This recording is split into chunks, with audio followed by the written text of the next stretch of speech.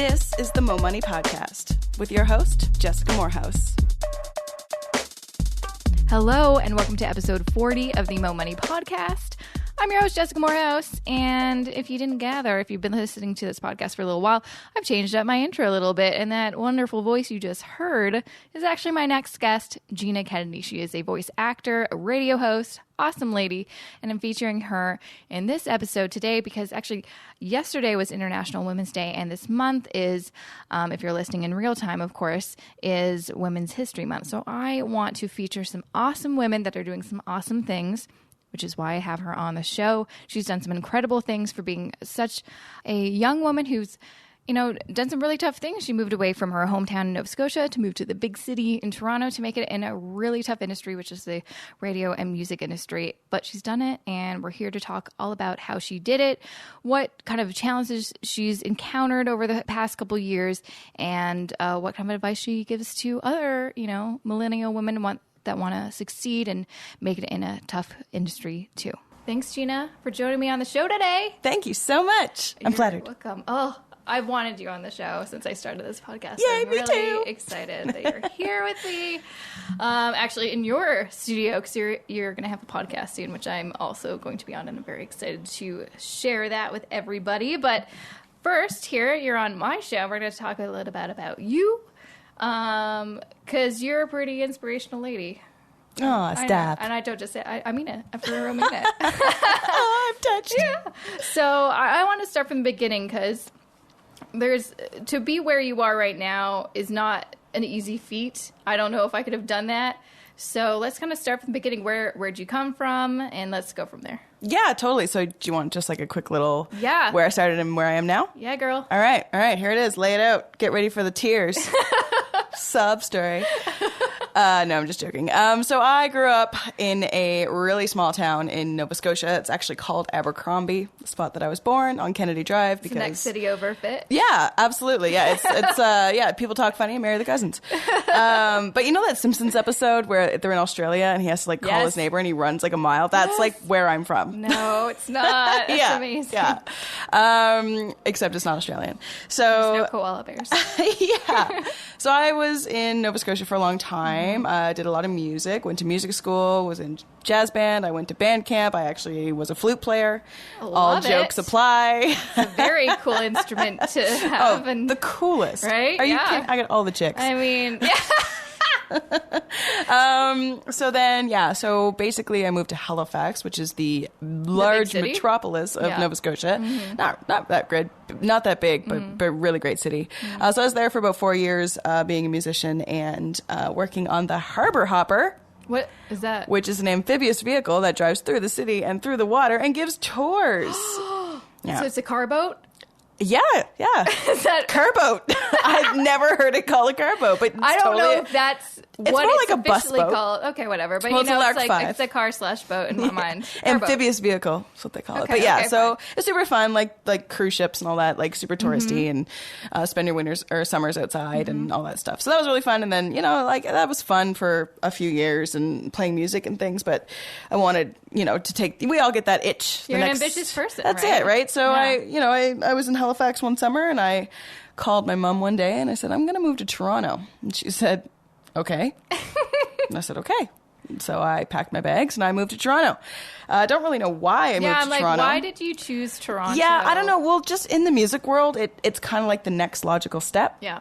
Is to go from Halifax to Toronto. It just, I mean, I could have done Montreal, but I'm an Anglo. Yeah. So that's tough. Yeah, it's tough. So I decided to make the leap and move to Toronto. And then shortly after, I was like, I'm going to just try radio school, just because everyone, when I did tours, they said, you should be an actor, you should be in radio.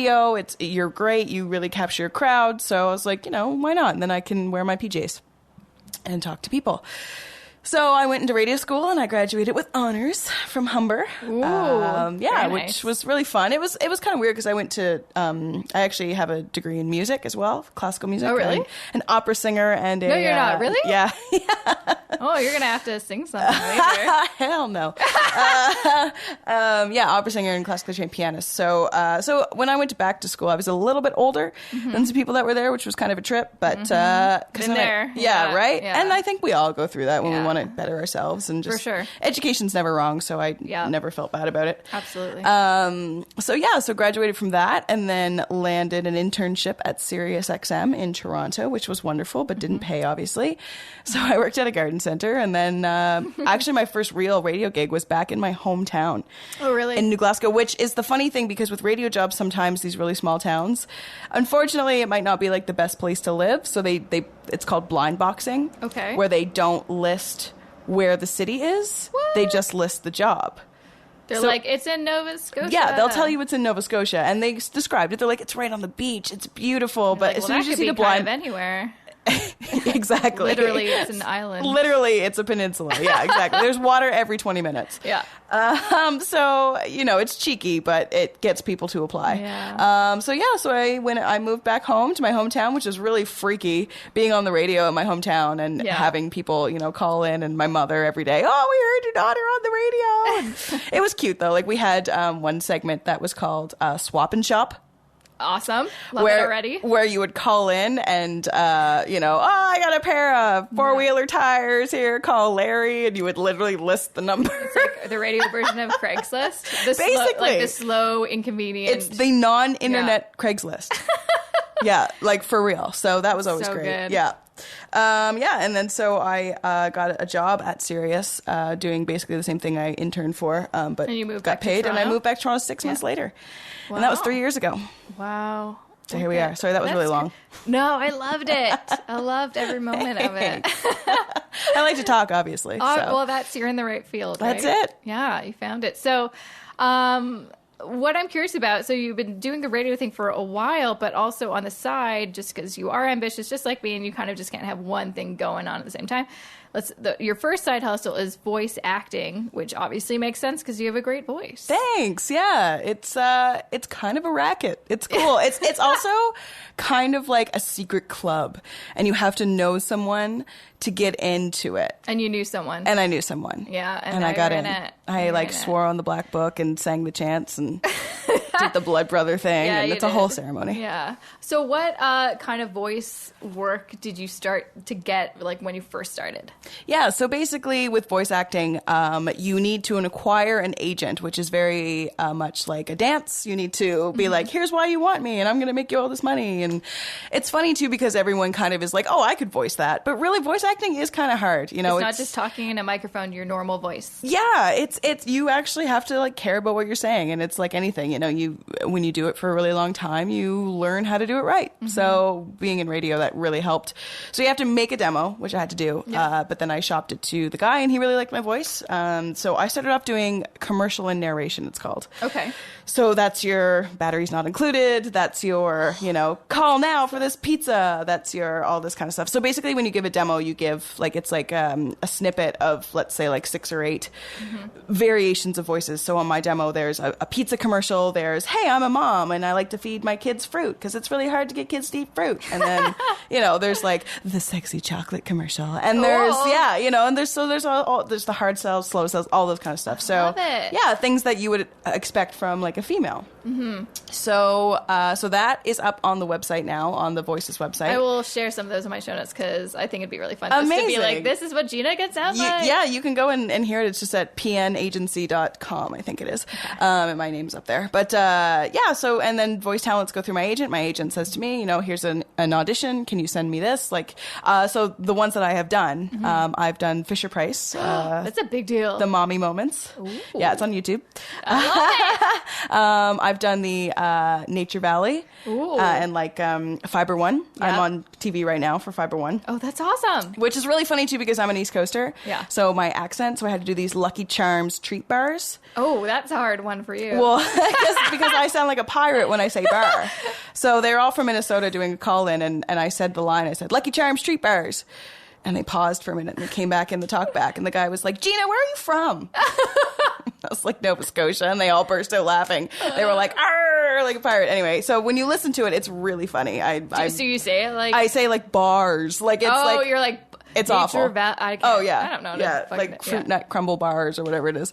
What else? I've done the Red Cross. I've done a warning for Ebola. Oh, yeah, that's an important one. Yeah, it was. Ebola's kind of gone away, I think. I think it's okay now. Yeah, I think it's okay. And yeah, just so all over the scope. Wow. But the one I really want to get into, which I'm starting to dabble in, is animation. Yeah, which is the I'm cartoons. just saying, like, a TV show, animation, you'd be so good at that. Yeah, and I actually auditioned for that Hockey Wives intro. Yeah, Not gonna lie, I've definitely watched that show, and it's pretty good. Not gonna lie. Is it good? Yeah. Okay, it'd I'd be be better a with hockey me. wife. But... I wouldn't say no to being a hockey wife. A lot of travel, though. Yeah, That's gotta right? be hard. That's definitely gotta the be really hardest hard part. in the relationship. The crap I watch. The I muscles swear. you have from carrying around all those rocks on your fingers. Yeah, You know, right. all those jewelry. Oh, Yeah. gosh, Oh, it's God. just like the most. Like, how Canadian can you get? I know, it's so Right? good. It's just so embarrassing. Yeah, yeah. yeah. But anyways, Igloo mansions. yeah. But yeah, hockey wives. So, yeah. That's awesome. Really hope that you become the next SpongeBob or something like that. Wouldn't that be freaking amazing? Yeah, it's so cool. I just auditioned for a cartoon about mermaids. I know, and I wanted to be a mermaid so bad. That would be the best. Like, that's like childhood dreams fulfilled. Well, it's really you're funny done. too in voice acting because I just actually landed an act for Delta Bingo, which was cast as a 60-year-old woman. You were? I was, yeah. Oh. So that's on the radio right now. Do you sound like...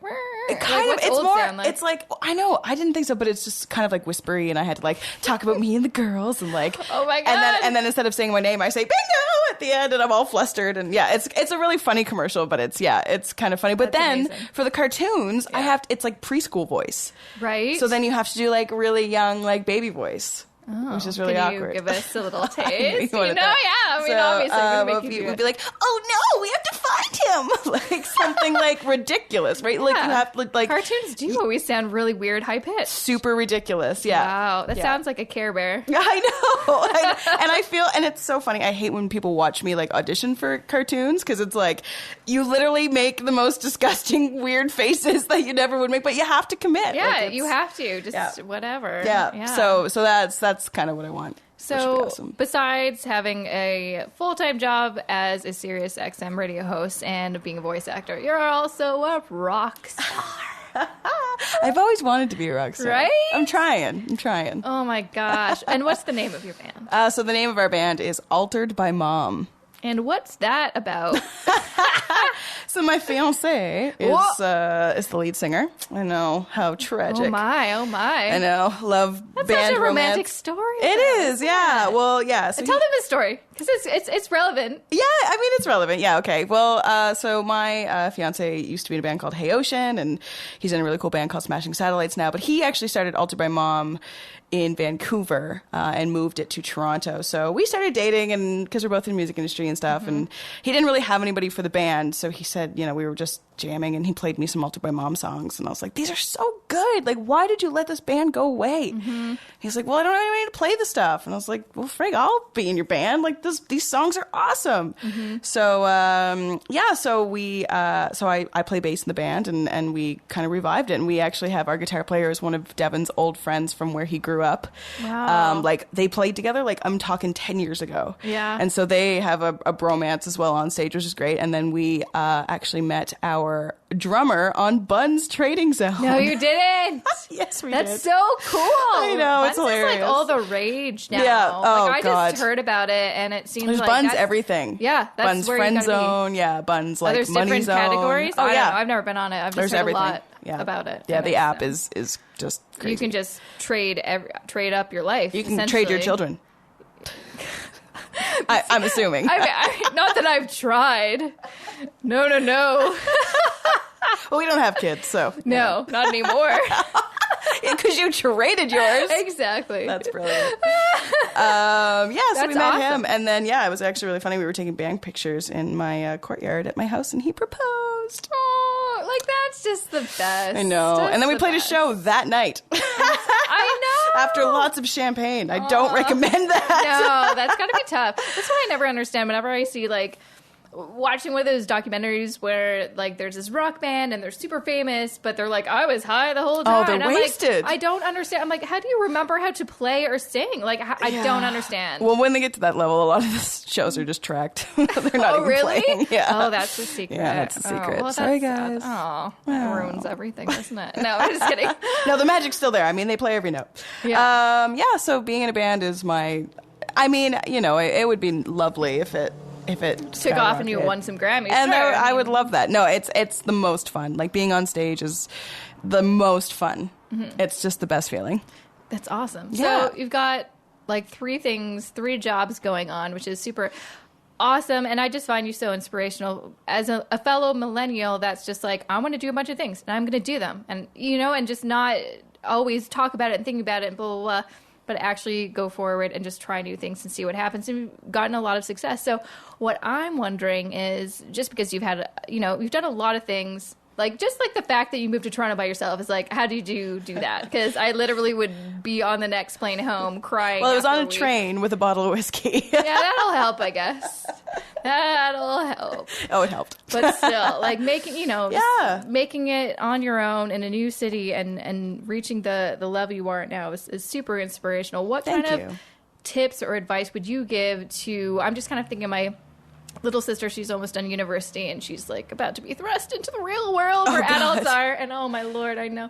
I want to help her out. I want to like almost give her a guide to help her out. Actually, it's so funny that I'm just thinking about that now. When I first started my blog several years ago, I just moved out of my parents' house and I had no clue what I was doing. Like, I'd never taken out the trash.